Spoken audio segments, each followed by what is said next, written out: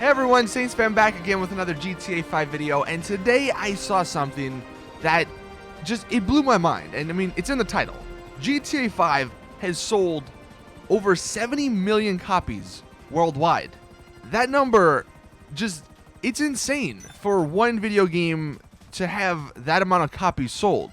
And I'll get into the details of this and how it compares to maybe some other games, just to put that into perspective. But in this video, I want to talk about that and what that means and how that's going to affect GTA Online, GTA 6, and GTA Online 2, Red Dead Redemption 2 when that comes out. Because lately, especially, I've seen people say GTA Online's dead, they need to release the next game so people can come back. But these numbers indicate that something else is happening.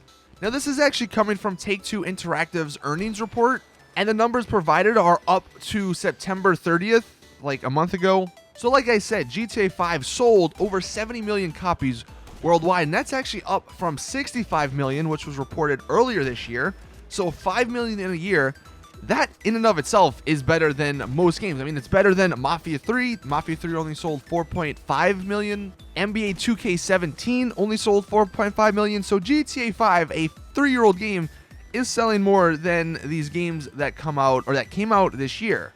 And another part that will probably play a significant role in future games that Rockstar make, what Take-Two called their recurrent consumer spending, which is virtual currency shark cards, that accounted for 31% of their total revenue and 56% of their digitally delivered revenue.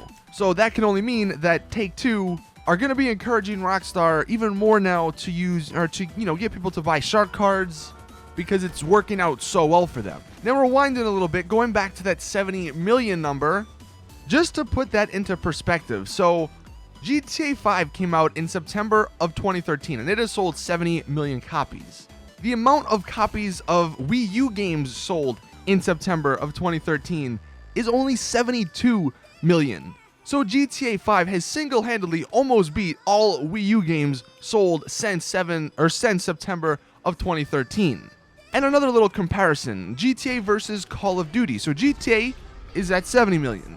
The most amount of copies a Call of Duty game has sold was Modern Warfare 3, and it came in at only 30 million copies. So 40 million more GTA has. And honestly, the reason for that is because of GTA Online. Whether or not you like it or like how Rockstar are implementing it, casual people can just get on, have, a little bit of fun with their friends, and then get off.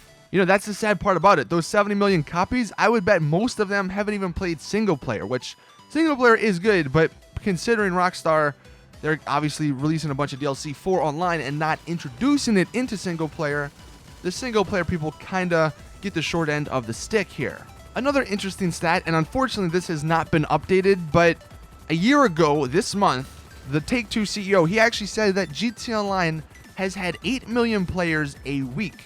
And I'm really curious, I almost wish they would give an updated stat on that, just because I wonder how many people GTA Online has now.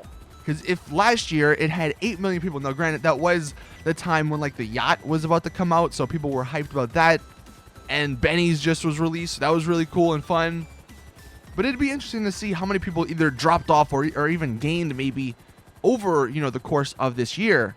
Now, how this is going to affect GTA Online, GTA 6, GTA Online 2, Red Dead Redemption 2, you're definitely going to be seeing a lot more of the microtransactions in any of those games. And I still think, because Rockstar, they make good single-player games, so I don't think GTA 6 and Red Dead Redemption 2 will be lacking in the single-player department. I just think that perhaps the single-player and story mode DLC, that's a thing of the past.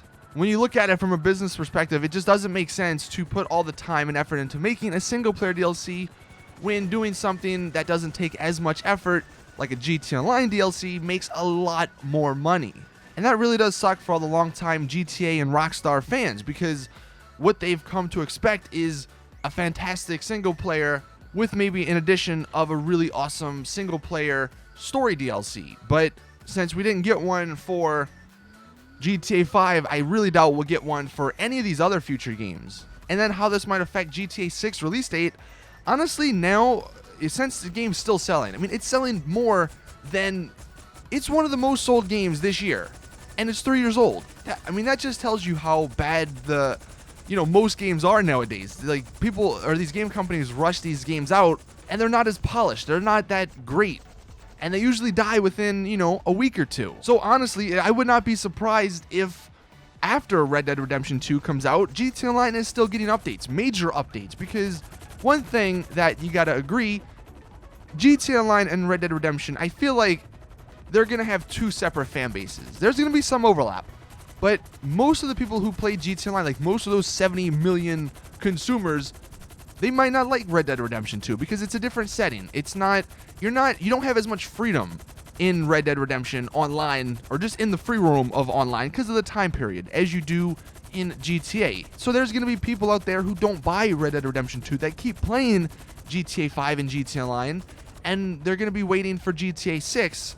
So I think GTA 6, or whatever the next version of GTA Online is coming out, that's not going to be for quite a while. Rockstar are going to take their time with it, I'm sure, to, make sure everything's right, make sure everything is set. But while they're doing that, they're also, in my opinion, going to be working on GTA Online because of how much money it's making. What I want you guys to do in the comment section, though, is let me know your thoughts on this. What do you think this 70 million number, means going forward for GTA or GTA Online? One thing I saw recently, and it kind of makes you think. I don't know if it's Rockstar that are determining these prices of these vehicles, or if it's Take-Two. Because if it's Take-Two, then it makes a lot more sense, because they're the people, they're the company that publishes Rockstar, or they're the company above Rockstar. So in the end, I'm sure they care a little bit about how the game runs and how good it is and how the gameplay works, but ultimately they just want the money. Like, they're just looking at the numbers. So they see by upping these vehicle prices, they get a lot more money. And I'm wondering if they're making Rockstar have these prices of these vehicles, absurdly high. And that's obviously why the modded money and all that's getting removed. It's probably Take-Two enforcing that, and not really Rockstar. Rockstar, I'm sure, want to make the best game possible, but when you have this big company over you, then you kind of have to listen and deal with what they want.